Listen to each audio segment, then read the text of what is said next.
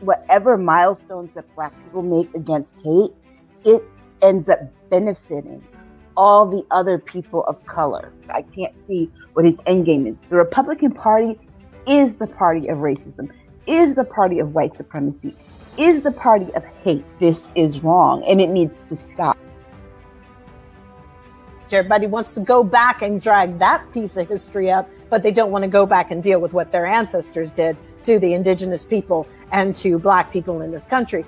You got to go. And you got billionaires talking about going to space and Jeff Bezos, go, never come back. I hope you get lost. This man has lost his mind. Boom! Come on, girlfriend.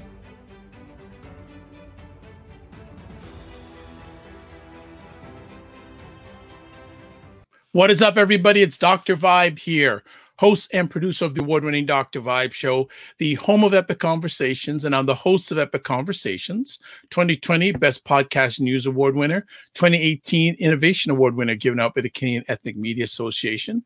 And as always, I am the host of the only online show in the world for dads and fathers that is sponsored by Dove Men Care. It's also co-sponsored by Dad Central, Canada's national fatherhood organization. And throughout that collaboration, I've been able to reach out to over 75,000 fathers around the world this year. And I am the board chair for the Global Food and Drink Initiative, a multimedia not-for-profit that showcases Blacks in the diaspora that are doing their thing in food, drink, and travel. And as always, I like to say you're blessed, highly favored, a magnet for miracles, and a solution for someone's problem. We're broadcasting live on November 13th. Yes, where we are here in Toronto, it's cold. It got cold all of a sudden. And when people say, oh, it's getting so cold, I say, when you went to school, or if you went to school, Canada does get cold. We are in the Northern Hemisphere. So, you know, we do get the chills once in a while. But it's now time to get hot, because the hottest time we have during this week, and most weeks, is with Aisha K. Staggers and Jill Jones. They are called State of Things, and they are with us now. Hey, ladies. Hi. Hey, how we doing? Good. Jill's muted. Yeah, Jill, what you doing to us? Come on, Jill. Unmute yourself. Hi. Hello. There you go.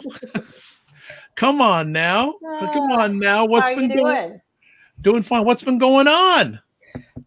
I can't get it together with this time change. Oh, really? Not yet? Well, because like this afternoon, it was sunny at 2 o'clock. I'm like, okay, I'm going to go sit on my balcony for a few minutes, get some fresh air. And then it's like all of a sudden, like by 2:30, it was getting dark. Yeah, I saw your tweet. The moon was out. You could see the moon at like 3:45. Yeah, I had that experience yesterday. I was sitting in a car. And it's like 3:30, and there was still a little bit of, there was some blue sky, but there was a white half moon. I'm going, what? Exactly. I'm going, wow, what's been going on? So yeah, do you adjust to this spring forward, fall back stuff, Jill?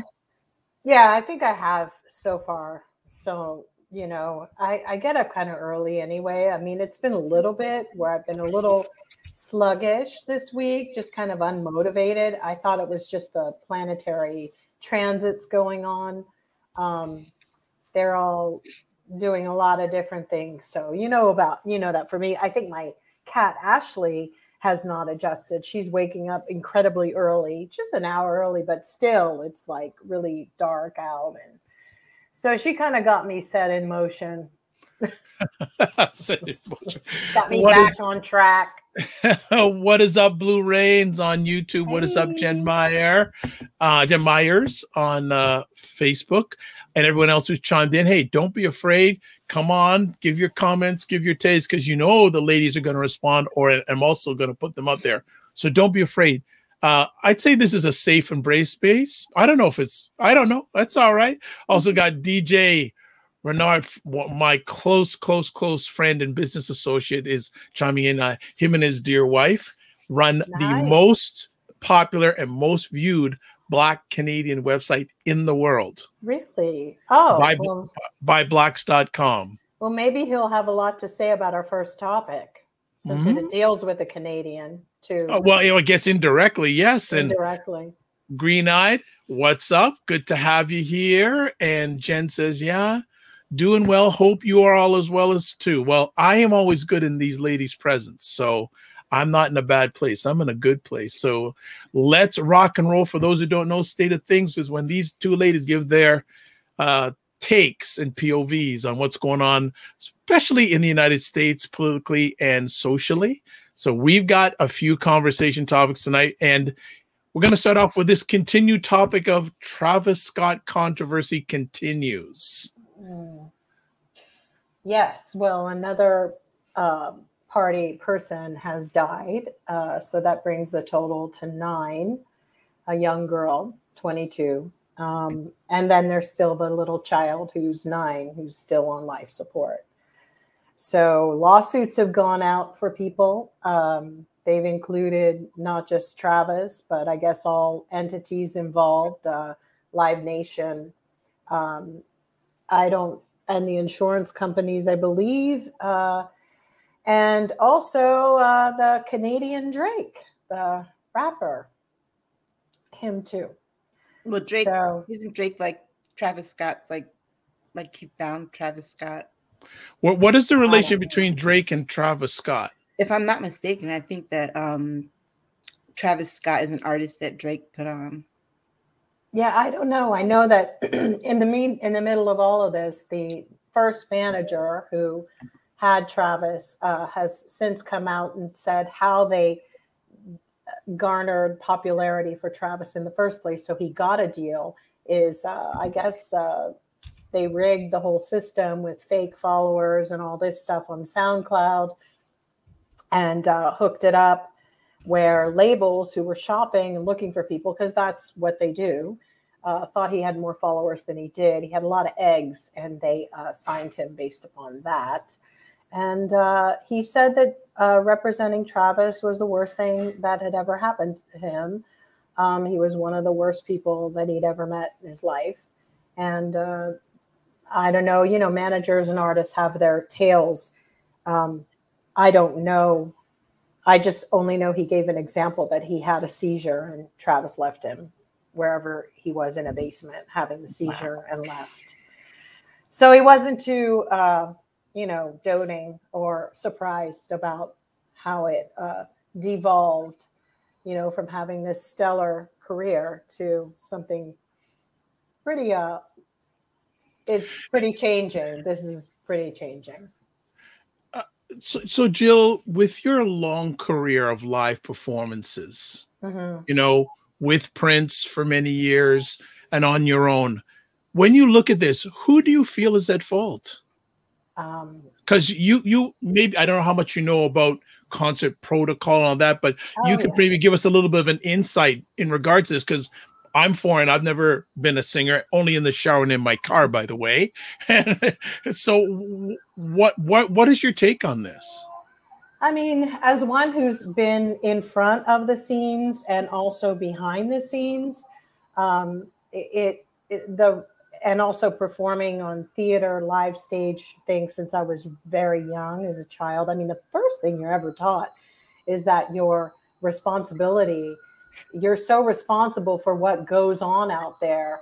I've seen people audition for great roles and great parts and not get them, not because of their talent, but because they were wild cards and you weren't really sure what was going to happen on stage and could you count on them and rely on them.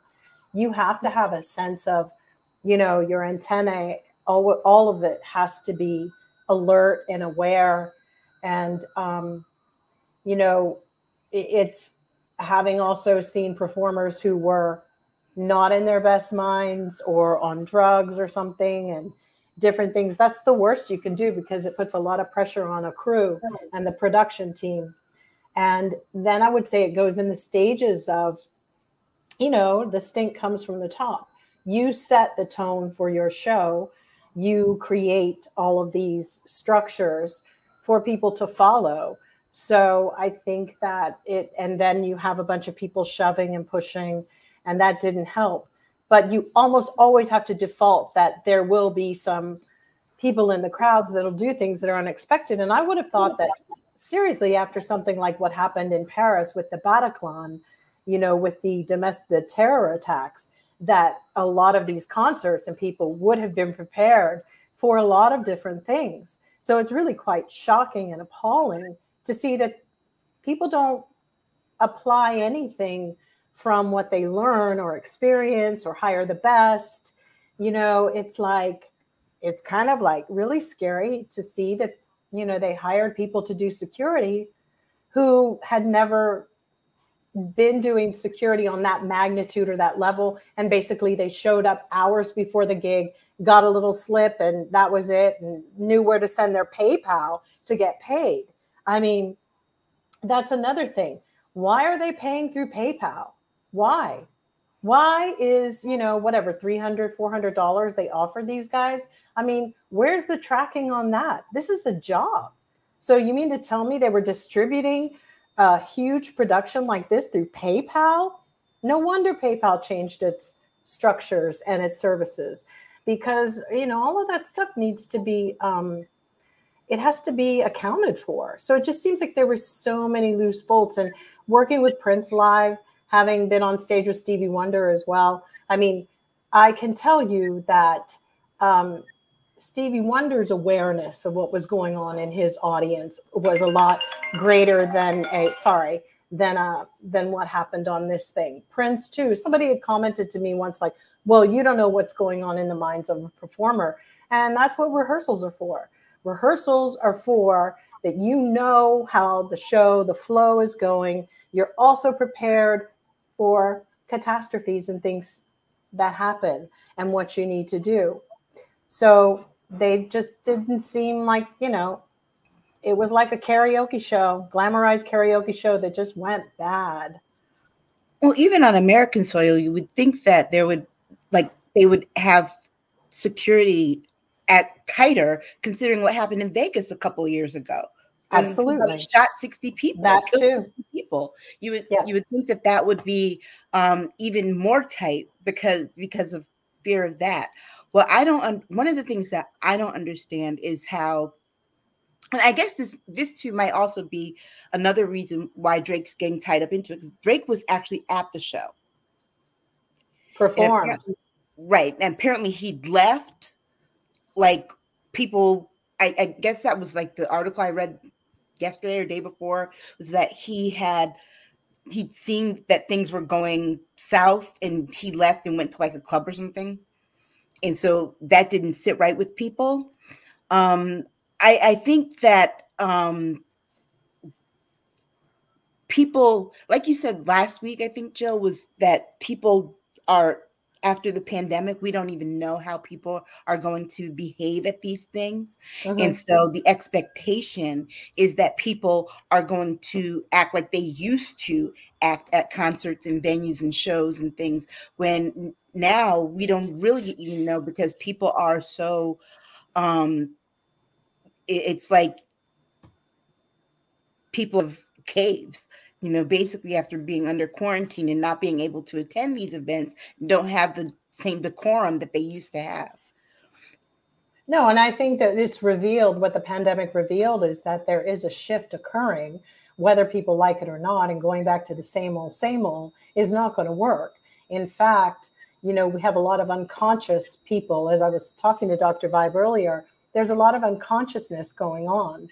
And that's who the majority of people who were there appear to be quite unconscious about the world and where they're living and what their expectations are. And that too played into the collective for that evening. Had you been there, I would say you probably need to question why you were there, because and you haven't gone deep enough into understanding what shifted in the last couple of years. And instead, the universe decided to show you what shifted. And it showed everybody going from a club, because apparently Drake had rented out Dave & Buster's for an after party. They all went there. They continued on. And then the next night, they have footage or claim that Drake was at a strip club. Hold on. So you're saying that after this event, mm-hmm. they went and partied at a Dave & Buster's? They did, and they're trying to say that they were not told. I mean, here's the thing. I've left gigs in a van with Prince before, or sitting with the band members or whatever. We talk about the show. We talk about your crew guys also are letting you know things. Yeah. And, oh my God, did you see that girl out there who took off her top? You see things. You just are chit-chatting. And believe me, those are precautions that your security take, because I recall once walking with Prince out of leaving a venue, and a girl ran up to me and punched me in the stomach. And we were all getting ready to get into the van, and she got through the barricade or whatever to come back. Why? And after that, but even after that, there was a meeting. There was Prince was like, what? This is crazy. Because also we remembered the time of John Lennon getting killed. True. From that. True. So yep. It's just that there are artists who are smarter than the one that was performing a couple weeks ago. There's just people who know their business. Their managers are smart. And there's people who take care of their business and don't, as I keep saying, stingy pays twice. And unfortunately, many, many young people paid with their lives for this. And to witness someone going to party and club and to pretend that you didn't know, you've got your phones on 9 times out of 10. Other people have their phones. They will tell you. The girls at the strip club probably told you. So, the interesting thing that's shocking is you can't say you live in a bubble in this situation. It's actually laughable, and it's an insult to everyone's intelligence for us to actually assume that your security, who take care of your life, didn't inform you about what happened. That's utter BS. But he knew. I mean, here's the thing. He knew, because there's two reasons you prove he knew. One, they show footage where he had to stop in the middle of a song because someone like passed out, or there was some kind of scuffle or something going on. The second is they made sure that Kylie Jenner got out safe because she's pregnant. Yeah. So clearly they knew something was going on. And to say that they didn't tell him, well, if the security didn't tell him, I'm sure Kylie did. Right. And then they tried to say this one thing like, someone said they just thought it was a bunch of drug overdoses. Excuse me, even if that were occurring, if there were 8 drug overdoses at my concert, I think I'd be like, whoa, what happened? Or the wonderful lie that the Houston PD came up with that someone was injecting. That was a deflection. A friend of mine called that. As soon as it came out, she goes, that's such an obscure thing. It's happening elsewhere. And where does this come from? And based upon what? And they found out that wasn't true. Whoever gave that information to the sheriff at HPD, not that they were lying, they were only being told, wow, this guy got pricked in the neck. That was a deflection, clearly. And, I just think that for me, I want to say one thing. You still go on these guys' pages and they've got 99 million people still following them. At what point will Gen Z make their choice? You can't have it both ways. And the one thing sometimes I get annoyed with Gen Z and everybody who follows people, you may like them, but who are you? Where are your priorities? If you really think this is that bad, if giving up that music is, where's your integrity? If you really feel that badly about it, why are you following these people? Why? So then you add to the collective pain. You're just part of it. And then they all should pitch in money to everybody then, if you can't give it up. If you stand by that. That was wrong. I thought the drug overdose thing was ridiculous. Because remember a few years ago, like we had the show. I'm not sure if Jill had joined us at that point. It might have just been me and Dr. Vibe. And I was saying how in my city, people were just like falling out because they were like overdosing on drugs. And then there was like something like 40 people passed out downtown. And it put all the police in the city were like in this one location because they didn't know what to do with it. And by the end of the day, it was like 140 people or so. And So even if that was happening, Yeah. where why would you continue that? Where were the medics? At that point, you got to shut everything down. Exactly. Yeah. Why would you continue a concert if you knew there's somebody walking around injecting people? Well, so I just want to jump in here, and I just put up an article for those who are watching live and on the replay. Article here from Forbes magazine. Astro World blame game. Travis Scott rep says he couldn't have stopped the concert, while the police say they couldn't have stopped it either. Really? Yes, he could have. You know what you do? You shut your mouth and you tell the band to cut. Yeah. And you walk off the stage. It's true. There were 700 police officers, they claim, that were there. 700. And where were they? The Rolling Stones, when people were throwing stuff at him and he just walked off. Yes, but also Travis Scott ended the show once when he thought somebody stole his shoe. Oh. Yeah. Okay. Priorities. Okay. All right. Well, as you would think, there's a whole pile of comments coming in here. So let's get them here. So Jen is saying, I just read an article about a 9-year-old boy in a coma. He was there at the concert with his dad and was trampled. So sad. Before we go any further, what is a 9-year-old doing at that concert? Well, I mean, Travis had his child there. Okay. You start setting the tone. It comes from the head up. If you're making it seem like, kids can come, you're right. Why is a child there? First of all, just for their ears, let alone. I don't get that one. So let's keep on going. Green-eyed little baby L baby says, I remember the J5 show where Michael stopped the show and refused to continue until the crowd took 20 steps back, and the crowd did. They all do. Prince did it too. Everybody does it. You have to. Yeah, artists. She also says artists were different years ago. These new artists don't seem to care. She also says moral ethics and common sense are gone. True. DJ Renard saying first time listening to the show. Well, hope it's not the last time. Blue Rain says, true green-eyed little baby. I've never heard of anything like this going on at concerts back in the day. MJ was the biggest artist in the world. Right. And he always stopped in the middle of his show when people were passing out. He always, Michael Jackson couldn't get through a show without stopping. Right. Because he continues to say, and I don't think anything like this ever happened. I would venture to say there were more people at his concerts. Yeah. Tamara saying, quote, real unquote artists perform, will take notice of something going on in the crowd and will stop the show to calm everyone down. Quote, real unquote artists value the safety of those on stage and in the audience. True. That's very true.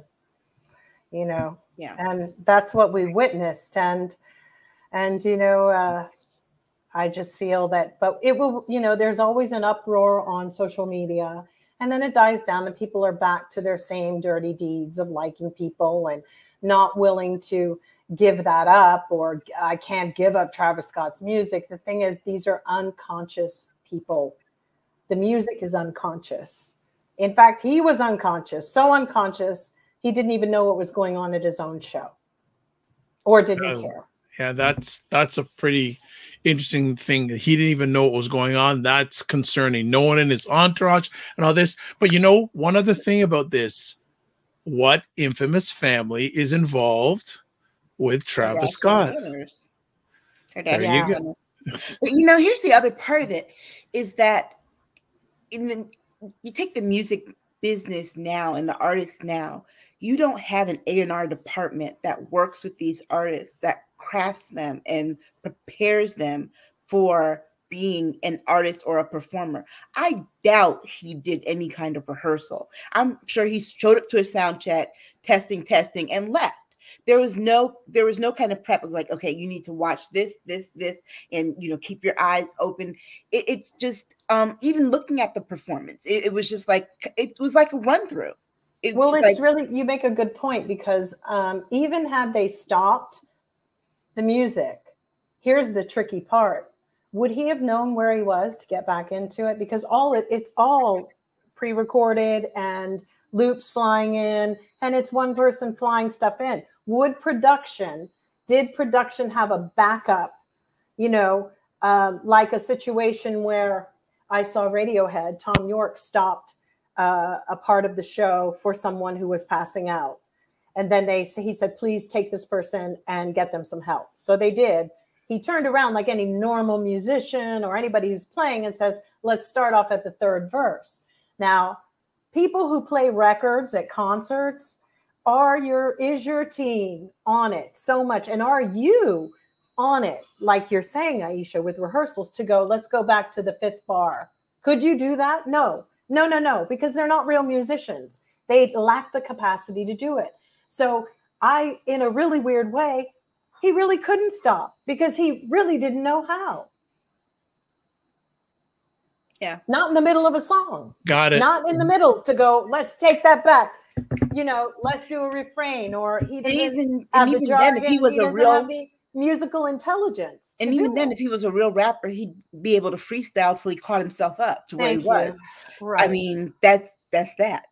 No, they just like trigger things on their little keyboards with the DJ, and he gets to do a solemn hymn or whatever. But to go, take me back to the bridge, take it to the bridge. I don't know if you could take it to the bridge about 3 times, like Prince would go, take it to the bridge, go back to the bridge, take it to the bridge. You could do it 10, 20, 30, 40, 50 times. But I don't know how much rehearsal or any of that goes into any of it. I know a lot went into that crazy ass stage though. And the fireworks and the pirates, Yeah. So you only need all that when the performance that you're giving isn't that great. Thank you. Yeah, no so we got Eddie Pronk in. First time I've heard from Australia. It says maybe you're from Australia, maybe you're not, but I'll think you are. Australia only allows kids at concerts in sections with seats. Seems sensible. Yeah, makes sense. The thing with this is that this was an outdoor festival that had no seats. Right. It was standing only. So that created an air of that should have kept people on their toes to begin with. That there was no place to sit down. And then the other thing that should have really alarmed people was that they showed footage from the gate where people were entering at 2 o'clock in the afternoon. Right. And people were rushing past and through. At that point, they should have determined whether or not they were going to carry on with the show because the crowd seemed kind of rowdy. And they were also beyond capacity because the space was only cornered off for 50,000 basically, or whatever was there. So once they start presenting Discovery, I don't even know if these guys actually tape what goes on in your earpieces and if their production does that. But in a really similar way, we're looking at people that go outside the parameters of using union workers. And, I think Alec Baldwin suffered that sort of in their film thing in New Mexico. I mean, they use union, but there's also a lot of incompetent people and these side towns that are giving these tax breaks and tax deals for you to do your business there, whether it's a film or a concert, they're not pulling their weight either. And if I were the family members, I'd sue the actual state too for giving them permits. Well, it is Texas, so. And I'd sue them, right? Texas. Oh boy. All right.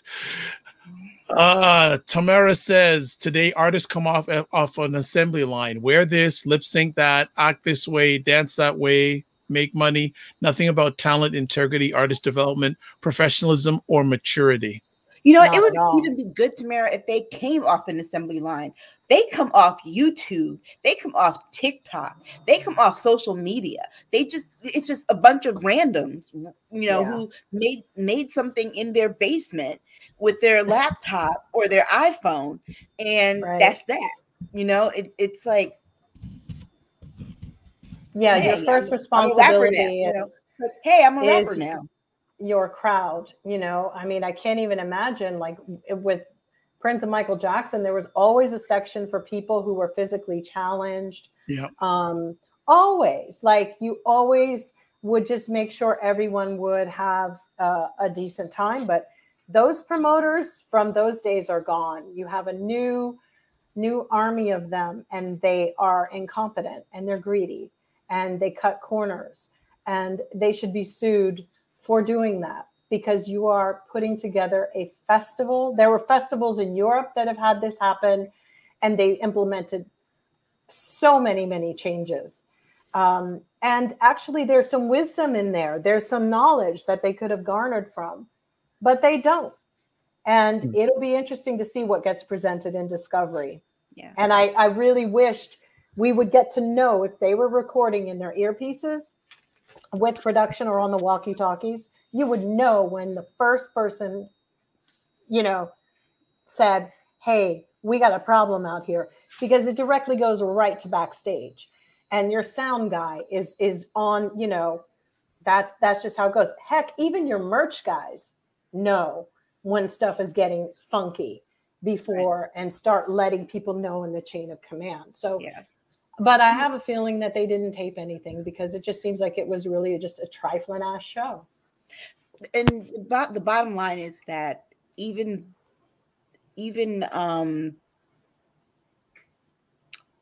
people, this is going to hit him in the pockets. Even though you can't bring the people back who passed away, hit him in his pockets big time. Because first of all, he's giving back refunds on all the tickets. Okay, that's one way to hit him in the pockets. But then he's going to have to owe a lot of these. He's going to be on the hook for a lot of medical bills, a lot of wrongful death suits.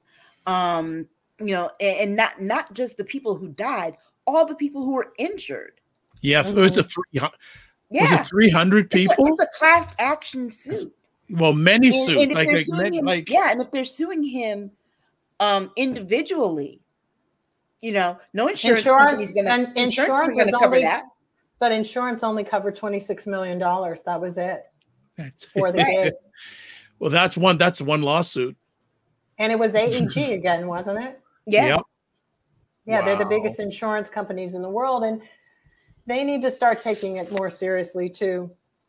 AEG is really a problem, because they continue to either they exploit musicians like they did with Michael Jackson with the 50 shows that they knew he couldn't do at the end of his life, or they exploit the audience and put them in harm's way and they don't make sure that there's any kind of safety measures.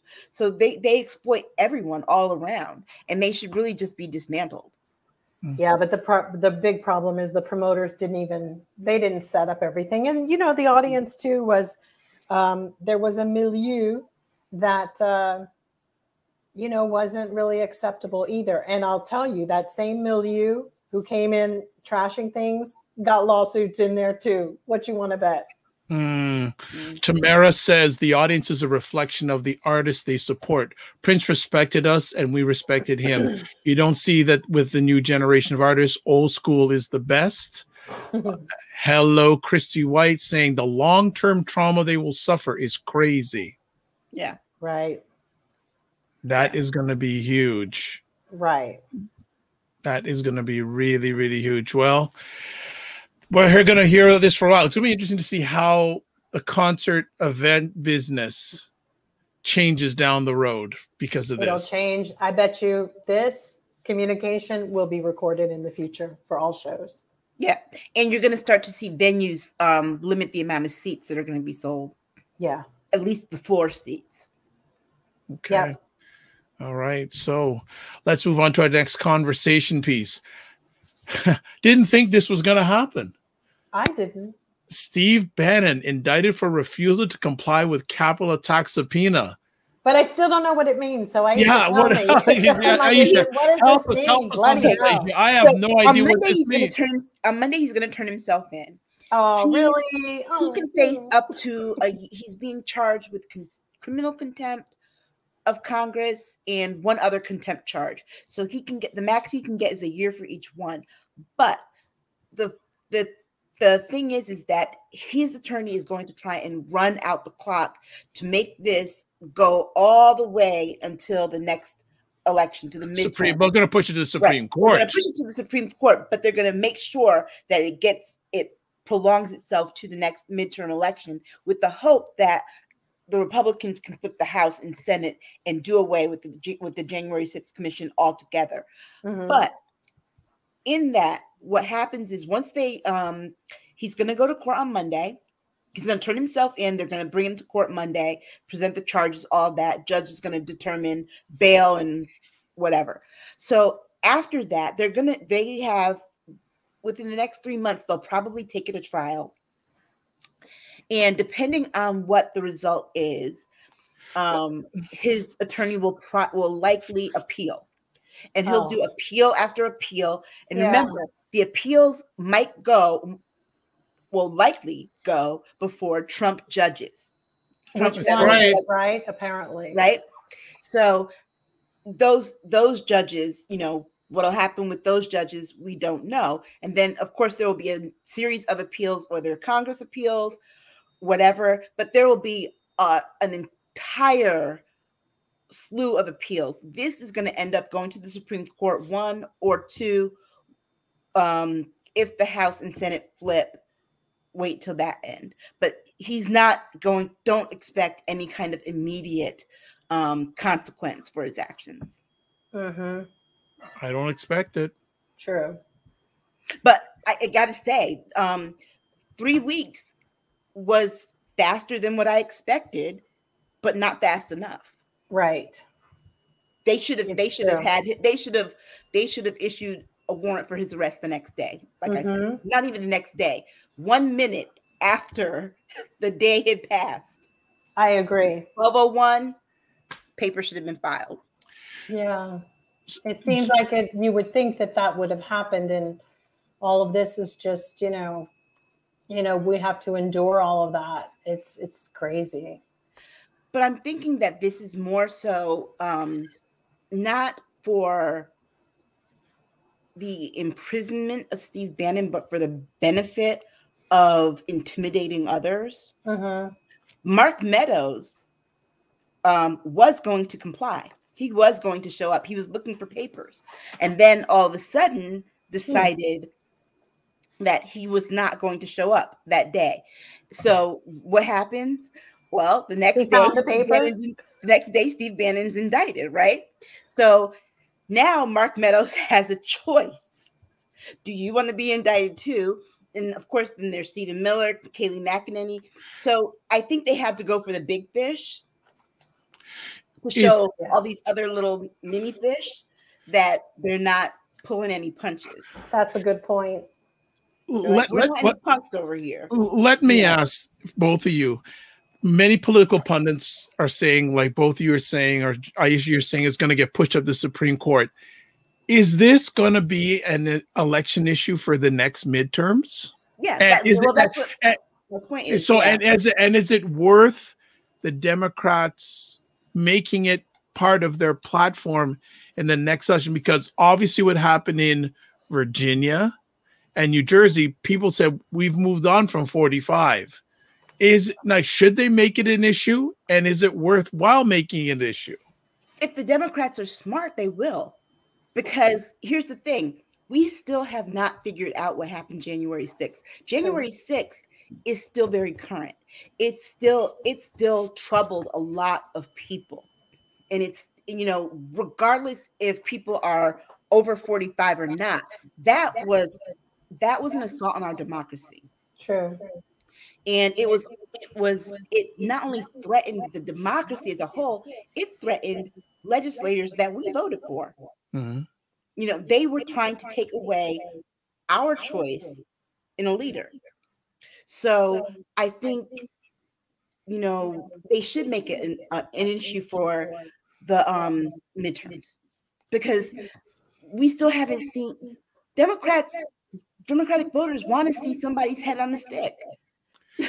They promised us they were going to do something about the last administration, or at least some of the bad players.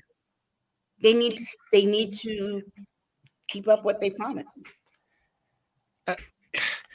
Is it okay? So I'm going to ask Jill, because I know, Jill, you've had some lukewarm feelings towards the Democrats over the last little while. Do you think the average American cares about getting to the root cause or the root players of this January 6th? When they're more concerned about inflation, probably, and the prices. I think we're focusing a little much on what the Republicans want. And I don't think we need to give it to them. I think we do have a duty to expose what happened. The unconscious crew of Trumpdom, they are extreme people, and we will never reach them. That's what I hope the Democrats have finally started to understand. We will not reach them, but it's still very important to not be afraid to take step by step through this process so that we can usher in a new democracy.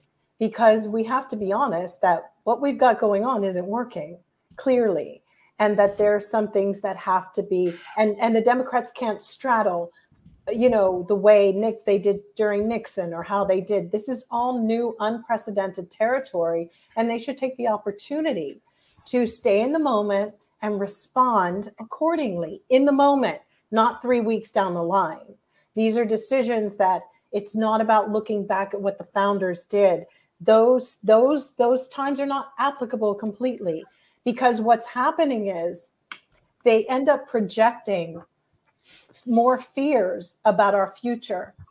And I think you're giving the Republicans the chance to keep projecting more fear about what's happening and laying the groundwork. And you can only deal with what's happening presently. That's why we want it to be like a steamroller. We want the steamroller to just come and just flatten everything. And whatever is left on the ground, I think most Democrats who voted for Biden feel they're okay with what we're left with after we roll the steamroller. We have to do it.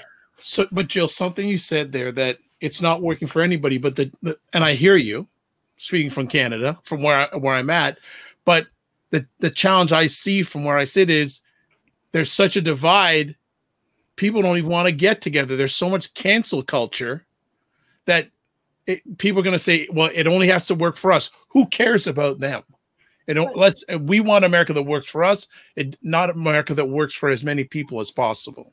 I think we've empathized with them enough. I think we've empathized with standing in their shoes enough that these people were in pain. They felt marginalized. They felt overlooked. We have dealt with them a lot. And we cannot keep recycling on the hamster wheel of race and all this other stuff that just keeps us derailed and stuck to the TV and media. We need action. We need to see action. It's no more time for talking. It's just move, get the subpoenas, make the moves, make things move forward. We don't have time for this. This is not these people. We can only empathize up to a point, but we've got to be strong and know that if they stay in darkness, it's fine, but we cannot contaminate ourselves any longer kowtowing to that. We can't. There are people, have you ever been watching movies and they're holding on to somebody who's hanging over a cliff? Yeah. And they got to let go. You got to let go. We've got to move forward, and we have to look to other nations that are doing things responsibly when it comes to making changes for different movements we see in our country, because clearly we see a different vision. We are in the driver's seat as the people who voted for the Democrats, and it's important that we voice what we want to them. Unfortunately, the Republicans are being driven by their leadership. They are being driven to the death hole, which is saying, this is what you want. You don't want change. You don't want to move forward. You want to still make $4 an hour. I mean, they are in such darkness, but there is a point in every bit of history that, you have to move away from it. It's so funny. And I feel like all Democrats and people who, they want to, what is that scripture in Matthew 7:24, where Jesus is saying that you build your house on sand or you build it on a rock.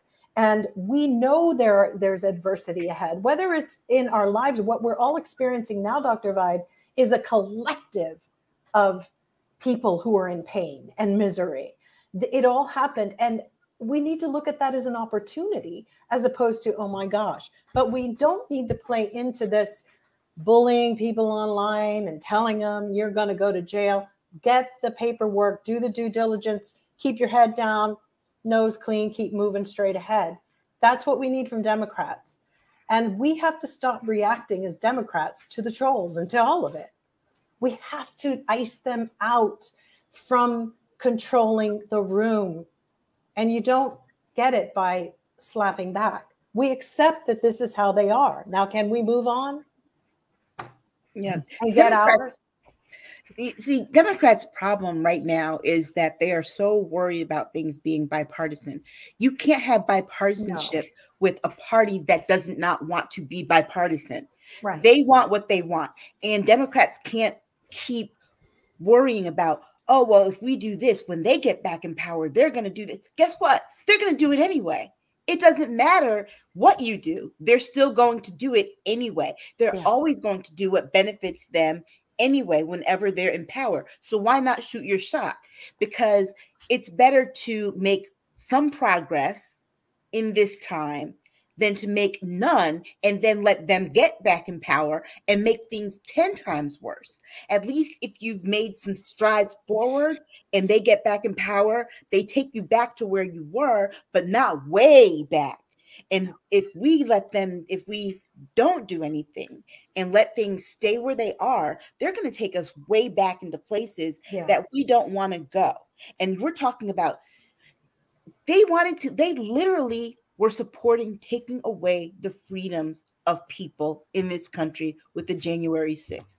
That is the message that has to go, that has to be spoken into existence by Democrats. The same way that Republicans say, oh, they want to take your freedoms by taking your guns and, destroying Christmas. We have to say, you know what? They tried to take your freedoms away. Period. I agree. That's what that was about. They want you back in shackles. They want some of you to get on the boats and go back to where your ancestors came from. They want to take away your freedom. And as far as I'm concerned, I think that Democrats worry too much, particularly white moderates, worry too much about getting back white male voters. It's not going to happen. This party is becoming more and more diverse. They need to lean into that because those white males aren't coming back. And the older they get, the more conservative they are. And I also think that we in the Democratic Party have to, if that's what the white moderates want to do, that's who they're going to be. We accept that too. But there's a new generation, a new breed happening within it.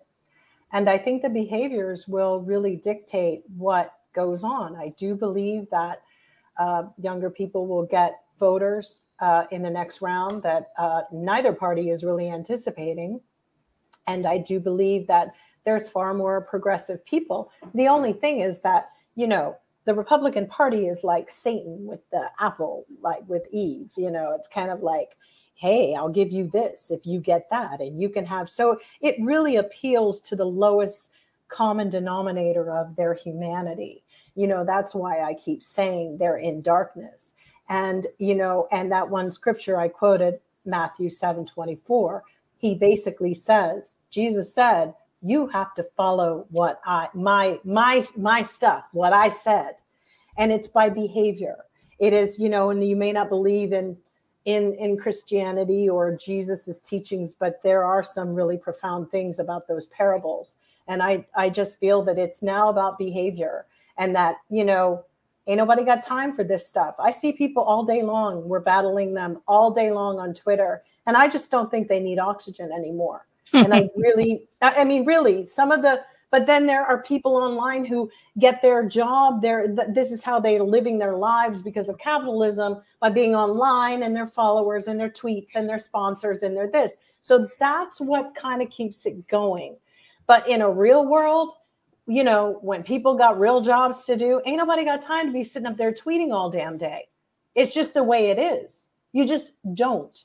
And nor should you want to. It's just not that party. Get your nose to the grindstone and get prepared, because this is going to be something really exciting. But it's going to be exciting to see the shift. There is a shift. It is a prophetic on every single spiritual level you can look at, from Buddhism, Hinduism, to the Native American tribes, to every single spirituality of meditation, meditative Christianity. It is there. Now, it is inside you. It is the change, is the shift in you. You're not looking for something external to come and put it in you. It better be there first. Okay. Green-eyed saying, yes, the Democrats are being too forgiving. Put your damn foot down, SMH. Put your foot down. Put it down. Yeah, I think it's going to be interesting to see how the Democrats play this for the next election. And this is going to last until the next election. It'd be interesting just to get the average American say, do you really care to find out what the root cause of the 6th? I think many of them are more concerned about the inflation and high prices and just getting by day to day. Yeah, that's a good point. Though, and they are. But we can concentrate on more than one thing at a time. Really? Because, yes, we should be able to. Because the fact of the matter is that the very people who want the overthrow of the government really aren't the low people on the totem pole. It is the people who are in the government. Right. They just had the low-level bureaucrats do the job for them. Right. The people who are in the government, those are also the people who help control the inflation and all of that. So unless we deal with them, we have to think about it all we have to think about it all. Good point. So we will continue to watch, and one of our regulars has a nickname for Mr. Bannon. I was hoping he was going to be on tonight. Chris, he's not on tonight, and I forget his nickname for Mr. Bannon. The drunkard, gas bag. Well, yeah. Booze bag. Booze bag. Hey, I was counting on Jill. If anyone was going to get it, Jill was going to get it. If they have a lot of appeals, I don't know if that old booze bag is going to, Otis he's Otis from Mayberry. I don't know. Okay, folks. So we're going to go to the next conversation piece. Theatrics exemplified. The Kyle Rittenhouse trial. Aisha has been tweeting a storm about this. So Aisha, first of all, for those who haven't been paying attention, can you give us some background of why this trial is taking place? Okay, so there was a young man in Milwaukee who I can't recall his name offhand, but he was a father, Black man, who was shot in the back 7 times by police officers while trying to get in his car in front of his children. He was unarmed. And there was a protest, Black Lives Matter protest. And so Kyle Rittenhouse comes from, where'd he come from? One of those cornfield states like Indiana or Illinois to Milwaukee, claiming that he's a medic with an AR-15, and he shoots 3 people, killing 2 of them. So now he is on trial. Now, keep in mind, the 3 people that he shot were white, because this does play a role in this. I mean, they literally are Viola Liuzzo in those people. But the judge in this case has decided that they can't be called victims, the people who were killed. Why? That's just his determination. He's not allowing them to call them victims, but they can use the words thugs, looters, and rioters for the protesters. The judge also has admonished the prosecutor in front of the jury, like crazy. He's treated Kyle Rittenhouse like his grandson. Oh my gosh. And his phone rang during the middle of the trial, playing the song that was playing when Trump was doing the January 6th. Oh no. Yeah. He makes this off-color joke about Asian food. And he's bassy, and he's not impartial at all. It is very, very clear that he's in it for Rittenhouse to get off. It is very clear. And I gotta say, Kyle Rittenhouse got on the stand this week in his own defense. I saw some of that. Right. Of course, his attorneys lowballed all the questions and tried to make it seem like, oh, poor little him. He was being attacked, so he had to defend himself. I have to say that the prosecutor caught him in several lies and caught him up pretty good. Like when he asked him, well, so you were going to help people? Yeah. So why'd you take your gun? To protect myself. So you were expecting to be attacked? No. So why'd you take the gun? To protect myself. So you were expecting to be attacked. And it just went on and on like that for a while. I mean, it came out that he told people that he was a medic when he really really wasn't, that he misrepresented himself. They have video footage of him saying that he did not shoot anyone when he did. They wow. He tried to say that the guy hit him over the head with a skateboard and this and that, when the video clearly didn't show the guy hitting him at all, like swinging and missing. And then he shot the guy point blank in the chest.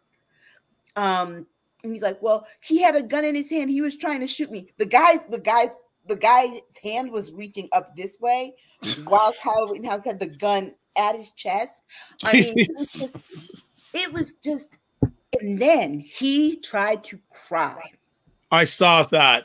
And I mean, he struggled to work up some tears. None fell. I mean, it was just like, come on.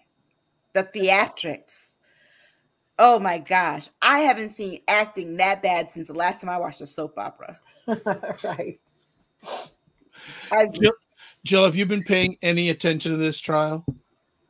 No. Once the judge showed who he was, I feel it's a waste of time. I know that there will be an appeal. Hopefully they'll be able to try him again elsewhere. I don't know. I just think it's a waste of my time, my energy, and I sometimes want to wake up in the day and enjoy things. This is just some old stuff, old Southern stuff that, reflects what this country, the bad part of it, as it spirals down. And I've seen enough of it. And I'm not going to waste any more time, because it's unfortunate that, I don't want to project, but it's just most unfortunate that this is where we are in 2021. And I can't get pulled into this. Mm-hmm. The sad part about this case is that it went so bad. The judge is so bad for the prosecution that the prosecution has to now ask the jury to consider lesser charges. Yeah. And that's disturbing. Yeah. Because they shouldn't have to, if the judge was doing his job justly, which he's obviously not. This judge is acting like they're wasting his time. It's like, and if you feel that way about your job, it's time for you to retire, man. Exactly. This feels like another George Zimmerman kind of outcome. Yes, it does. In my mind. And I really, I would have to say to that judge, you're doing this kid a huge disservice, because all of that egoist crying and all of that is never going to amount to a hill of beans for this person's life. Right. This person is now, if you let this person, not have a fair trial where everybody, for the dead who were killed in an outrageous manner, if you do not allow that, just on a vibe level, it's not going to end very well. And I'm not saying, I'm just saying this is not this is just not the way it's going to go for this young person to not be held accountable, because that means they haven't learned their lesson in life. And there will be other lessons that come by because they failed to learn it this time. And saying you're sorry and lying and everything was so external that there is no clear remorse. And the mother and the acting, all of that, you know, they were wrong. And the one person who should really be up there is his mother, because you're talking about somebody who created a hate machine. She created a son who hates people. And she said he'll do it again. If he and who wants to kill. Yeah. But he may not get the opportunity to do it again, because we're living in very uncertain times. And, you know, she is really setting themselves up with their words and their actions and their own manifestations of something that is really out of all of our hands. And that's just the way I really feel about it. I don't think you get off that easily in life if you are not called to be made accountable for something. We may not see it, but it will eat away at his rotten soul, which is already pretty rotten. But she created the monster. And my God, people should shun her like she's wearing a scarlet letter. Yeah. No, really, it's absolutely, I can't believe. I mean, that's just awful that you create somebody and you use your son like he's your husband. Like there's just some sick stuff there. That's why this case bothers me, because I really truly feel there's something very weird in that family that's been going on a long time. Not to make excuses for this person, but there's something really bad. Is his father around? Mm. You know, some interesting things did come up, though. He said he was asked by the owner of a car lot to protect the lot from looters and rioters. The owners of that car lot had no right. They said we didn't ask him a damn thing. He lies too. He lied about that. But here's the thing: he was asked a specific question, and this is very telling about his frame of mind and what his intentions were. The prosecutor asked him, well, the police cleared the way by the car lot, correct? And he was like, yeah. He said there was no threat of danger or anything. Right. So why didn't you just go home? And he silence, because he did not have a reason for that, because he knew he was there for something else. Mm-hmm. Why didn't you just go home? And this says a lot about the opportunities that this country offers its young people. You can either get an education if you're poor, if you go in the military. If you don't, then you're just out and about, and your whole life is occupied by some make-believe myth of what men are, what women are, what girls are. It's really, you know, you're looking at how fast and methodical other countries are moving forward with their young people, and they're educated. Nobody wants stupid people around, uneducated. In Germany, you don't have to pay for university.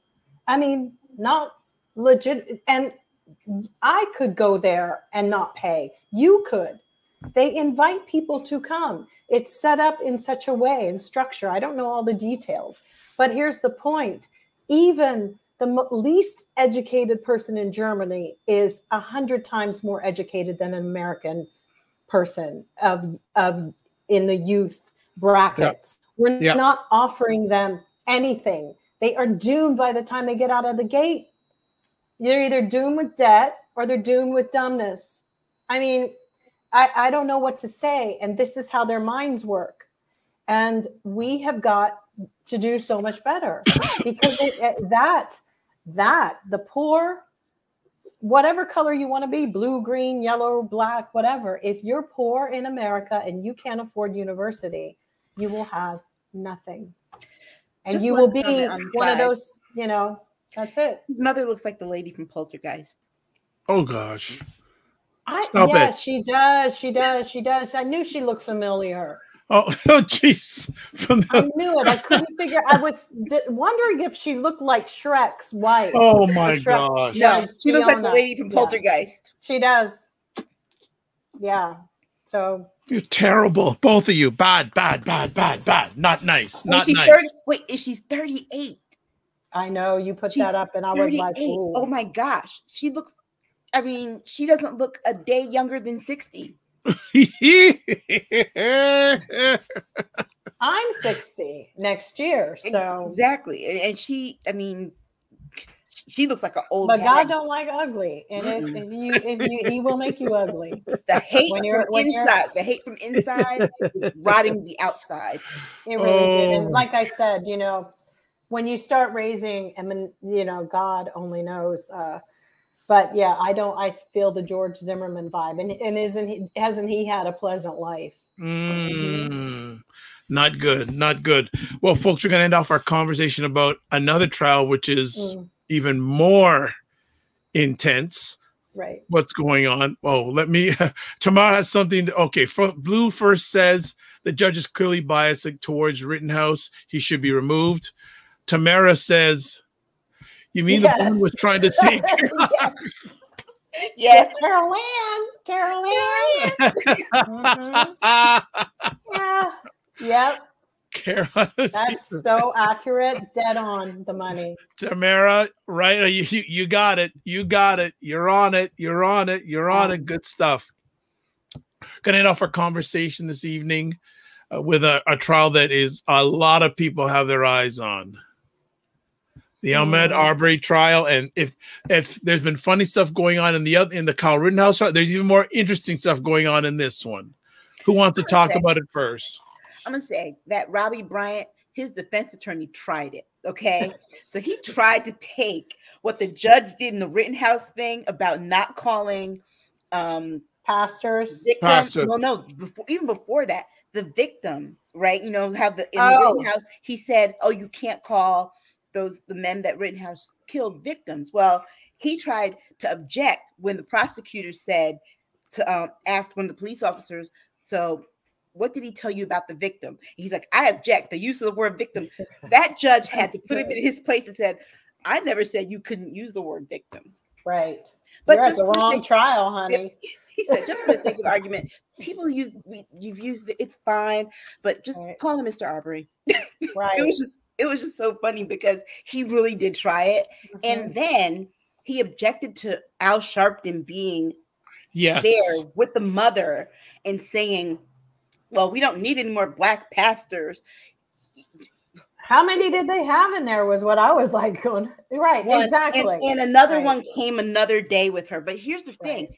It's a public trial. So therefore, anyone could actually go and witness it. The proceedings weren't closed. Right. That's the first thing. So he opened a whole can of worms because now every day, starting Monday, there will be Black pastors in the building. But you know, the prosecutor, she is a Black woman, she's very thorough in what she's doing. Again, those defense attorneys are trying so hard to make Arbery look like a criminal. By like, oh, was he breaking in? We don't know. Well, we got our shotguns and just, it's like.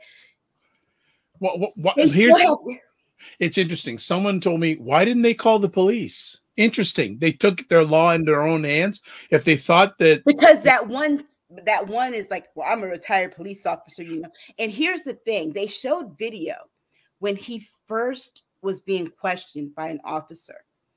And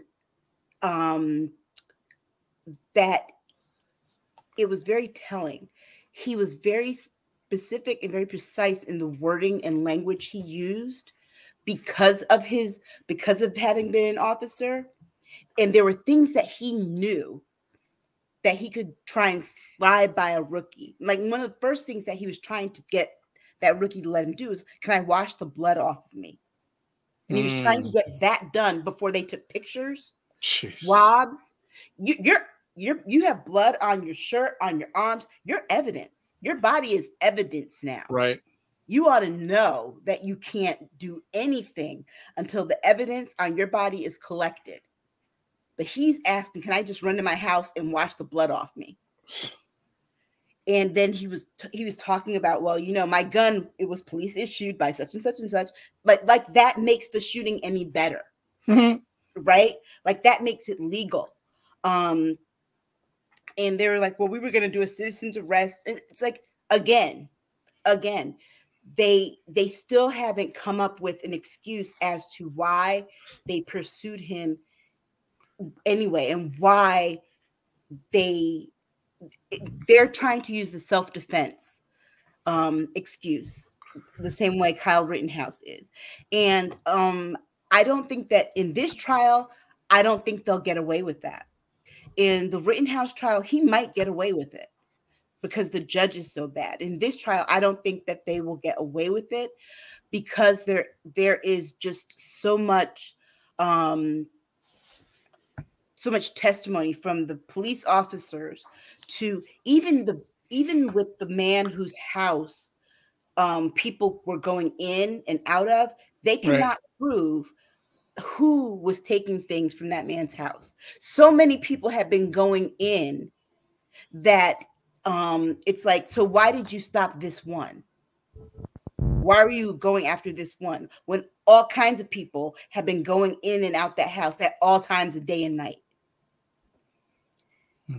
Well, for people who haven't, 48 Hours, which is a news magazine on CBS network, has been on for many years. About a year and a half ago, did a 1 hour special on this case before it went to trial. I would encourage people who have any interest in this trial to watch that 1 hour episode. It was very, very, very interesting. And you get to see exactly what happened, etc. You know, caution, there is some material that may affect some people in a not so good way. But I thought what they did was quite interesting. And again, I'm just wondering what's going to be the outcome of this trial, because I don't know. I don't know which way this trial is going to go. I think this one will go the same way as George Floyd. The Rittenhouse one, I feel, will go more the way of Trayvon Martin. Jill, anything have you had any? Yeah, I mean, I haven't, much hope on all of them, but I did see the 48 Hours special, and wasn't that something? I did too. It was very, very informative, and it was succinct and to the point.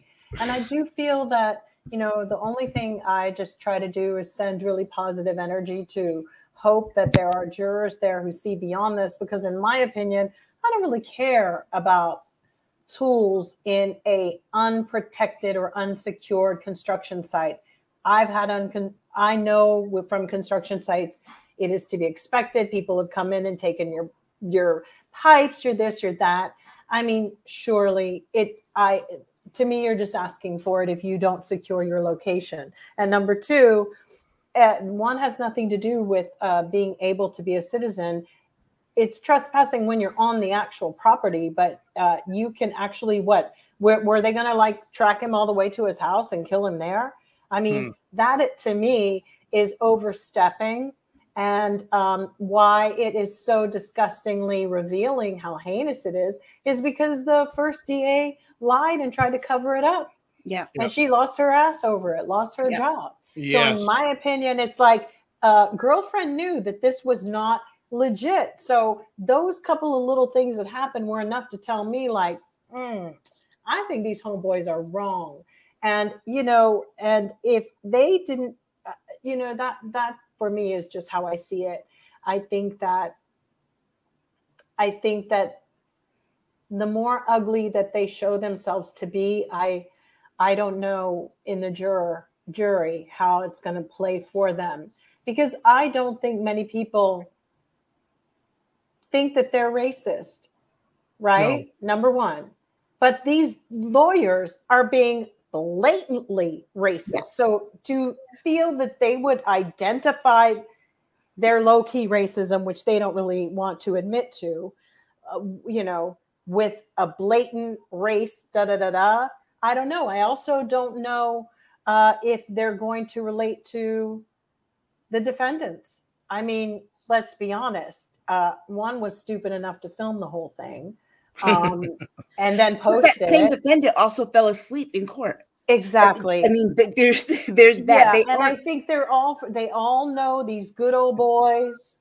They know certain cutting Roddy, or this one who crazy as hell, or you know. So you're really relying on the piety of them to be a little bit sanctimonious about their own level of hatred or racism, because it's pretty obvious to me that, you know, this is, does it really matter? Did he have anything on him that was stolen?